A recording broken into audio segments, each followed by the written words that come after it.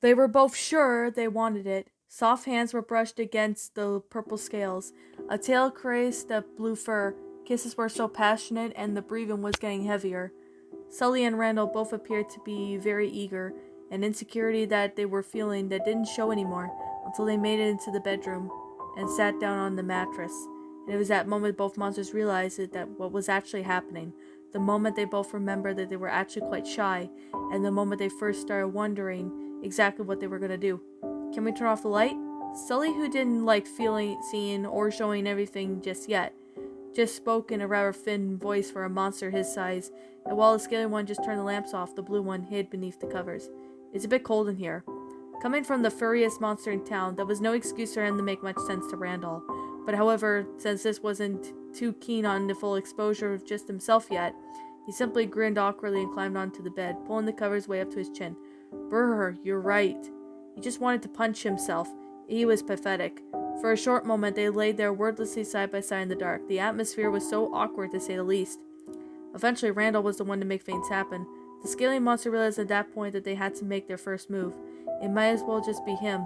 He reached out and took Sullivan's hand on his own and gave it a gentle squeeze, and then leaned over and kissed the monster again. Gentle at first, but then get more aggressively. Sully kissed him back in the same manner, and Randall moaned. He was actually he was feeling quite amazed. With a beating of his heart, just came up from a high anxiety as well. This was nerve-wracking. They fumbled around the bed covers for a while. Of course, they couldn't see anything, so they were using their senses instead. Their hands feeling their way, testing and trying what felt good. Lips touched lips, and ears were covered with new sounds. "Oh, what do you want me to do?" Sully whispered anxiously between kisses. He and Randall couldn't tell whether the shaking voice from their nerves or something. But when the purple monster was the one who spoke, he discovered that his own voice didn't sound much better. I don't know. Do you want me to stop? Sully let go of Randall and moved a few inches backwards, afraid of pushing him off the bed. No, I want you. It's all new. But don't worry. Well, of course, Randall and Sully weren't sure if this was actually one of the times that they wanted to do. But unfortunately, the room was so dark. Of course, Randall accidentally kissed Sullivan's cheek instead of his lips, causing his own mouth to fill up with hair. He had to let some serious coughing from the scaly one, and at that point, Sully thought that he was choking. He grabbed a hold of his friend and rescued him, and started patting as he thought that his back was rather violently. Still coughing, Randall broke away from Sullivan's grip and started feeling with all four of his arms, trying to reach for the light switch beside his bed. That's it. I want to do it in the dark too, but I don't plan to risk my health. He turned on the lamp and on his nightstand and walked towards the weak bulb, illuminated the room just enough for Sully to realize that he had been punching Randall's stomach instead of his back. I'm sorry. Are you okay? Yeah, the lizard was still a little short of breath as he continued. Are you? Sure. After a short break to capture his breath, Randall slithered back into Sullivan's arms, determined to finish what they started. And this time, he didn't miss his mouth. While kissing, the furry monster began to do what he wanted. He began to feel Randall's scales.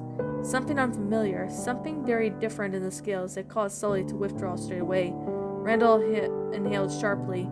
His hands were still around the fur, but of course pulled each other close again. Of course, the blue monster felt his heart was on the way up to his throat, and he had to reach down to grab it and put it back.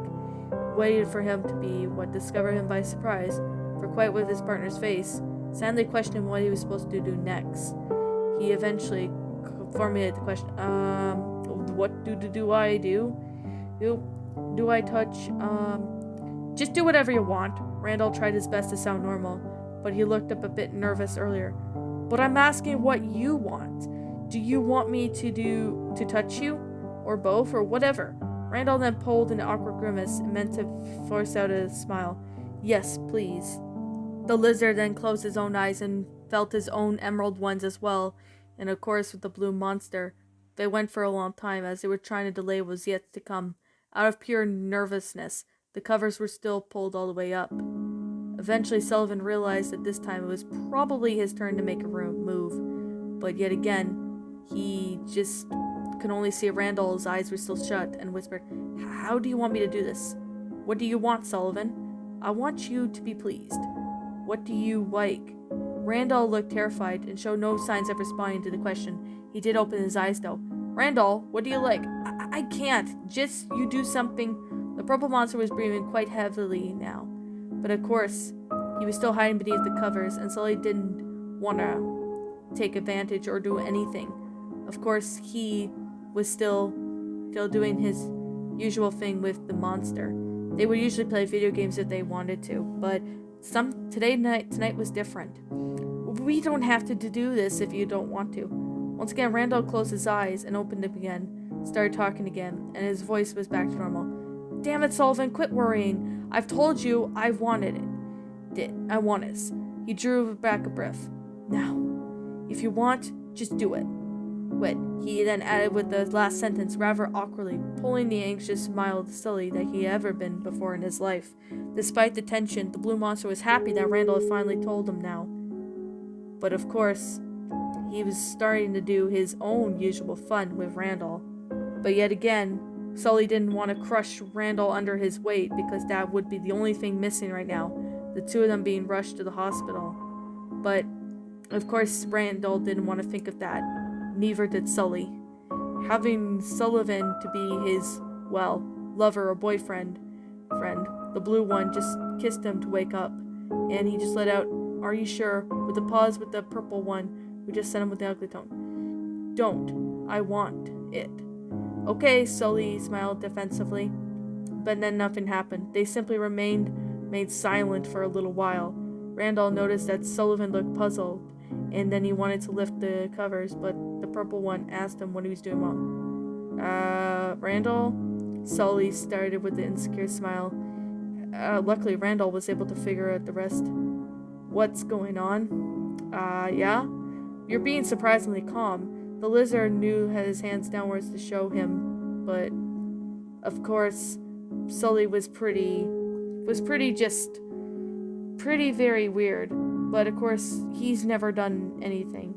But he would rather play video games or at least do something with Randall. After at least a little while of Randall and Sullivan having their own time, Randall looked at Sully, although tired, heavy eyes. They were only lying side by side with the covers pulled all the way up again, and Sully was stroking the other monster's arm beneath the sheets. It's okay, don't think about it. It happens. Randall brushed. He wanted to sink down into the mattress and die. I seriously doubt that fainting is a normal reaction, Sullivan. Randall, it's fine. Sully kept on stroking his arm. Making out is just something that, people do eventually. You don't have to think about it. There will be, well, other chances. There will? Randall sent him a questioning glare. Of course there will. This experience hadn't scared you from doing this again, hasn't it? Well, I must admit, I don't want to exactly do this again. Sully kissed him. Randall returned the kiss, happy that Sullivan was happy to see him again, after what just happened. Yeah, I know. Something to bring back the cold water to wake me up next time. Sully chuckled. I thought you said you weren't funny, but seriously, Randall, the next time it will be better. I'm sure at least it could be worse. Can we not talk about tonight for a little while? The little monster just pulled him a little closer to his chest. Sure, they both closed their eyes for the first time in the past couple hours, and Randall felt relaxed. He cuddled himself next to the soft fur and let out a relieved sigh. Sullivan? Yeah? I'm glad you're here. So am I, Randall. A little pause followed. Can you stay tonight? I'd love to. No more words passed between them, but no one was needed. They were lying close together, and before they even knew it, they were both sound asleep. Waking up in someone's arms was a new experience for Sully and Randall both treasured. It was every morning after attempt on making out, and despite the fact that it had been quite embarrassing, the morning was perfect. The only slight thing awkward moment was that Rex came running towards the door to wake his uncle up, and discovered that the third monster was present. However, the little one didn't seem to give much thought. He was happy to see his best friend as well. He climbed up the bed and gave him hugs, before even asking questions. When Sully had told him that his uncle suffered from a bad coughing last night, he had simply just did his best to look after him. Rex smiled and asked if Sully was a doctor, and had spent at least a long time telling the adults about the doctor who had pinched his finger with a needle. That had Timmy given him a lollipop, which later dropped onto the floor, and Sophie had made him pancakes, and then he was happy. And then he asked if he could have pancakes for breakfast, before asking Ollie if he could move and live in with them. After a while they were in bed, their phone in the kitchen started ringing, and Randall looked irritated. Sullivan, would you get that? I'm sure it's for you. Why would it be for me? It's your apartment. Who the... Randall then suddenly remembered Rex was a present. Heck, can you be calling me? All my friends would be here with me right now. It's probably Wazowski. Wondering where you were. Can you please go answer it, please? Fine. Sully got out of bed and hurried towards the kitchen on the door to answer. Randall was left with Rex. Wasn't so sure of done talking yet. Ollie's my best friend, and you are my best uncle. And then when the doctor pinched my winger, we was wed, and I was wave, Uncle Wandel. You have seen me dark war? It's not squarry, just the needles. I'm squared of needles, but I am more scared of crocodiles and... Randall closed his eyes again, praying that only half his attention was to Rex was just about to, but he was a little tired, and his head felt heavy. He wasn't strange at all. It came to the fact that he had fainted last night. He didn't know how long he would have been laying next to the babbling Rex with his eyes closed. Eventually, it was Sullivan who touched his shoulder to wake him up. Randall, what the... He opened his eyes again and did what he was told, but he did notice the clock on his nightstand. Oh, work, right, we gotta get ready. No, we're not going to work today. Why? We have to. It's my first day, and you're the CEO. We have to go. Randall. Sully sat down beside him, and the lizard suddenly noticed the tone he was talking in. There was something about the way he hadn't saying his name. Something was wrong. We have to go to the hospital. Randall froze for a moment before he was about to ask what was going on, when Sully held up his hands and took a hold of Rex before adding, just loud enough for Randall to hear, "Get him out first. Rex?" Randall's eyes was a bit shaky, so he hurried over to what to say before panicking. Can you help me make breakfast today? I think we'll have cake. You know, the one in the fridge? Can you go get it? Rex nodded and looked a little upset, but he realized that something wasn't right with the grown-ups. It's okay, Rex. Randall gave his nephew a pat on the shoulder, and Rex got up and headed towards the kitchen. The purple monster started questioning Sully every moment that Rex left the room. The purple monster placed his lips on started whispering, Look, Randall, I don't know what exactly happened, but the doctor called me, and Sophie's not doing good. What does that mean? I don't know, to be honest. He just said that you and Rex should head over there as quick as possible. Randall fell silent for a moment. His eyes widened. Why? What did he say that? I don't know. Sully bit his lip, deep inside, and did know what Randall had to do. More silence followed, and then Rex came back with cake. Randall lifted him up to bed and tried his best to smile. Rex, would you like to visit Mom today? Yeah! The little monster's smile stretched all the way across the face, and the sight of it caused Randall to blink some tears away from the just gathering. Great, Sullivan, he swallowed. Are you coming with us? Sully was about struggling to hold back the tears and looked at Randall to Rex, and then back at Randall again, and the purple one's facial expression only made an easier decision. Of course I am.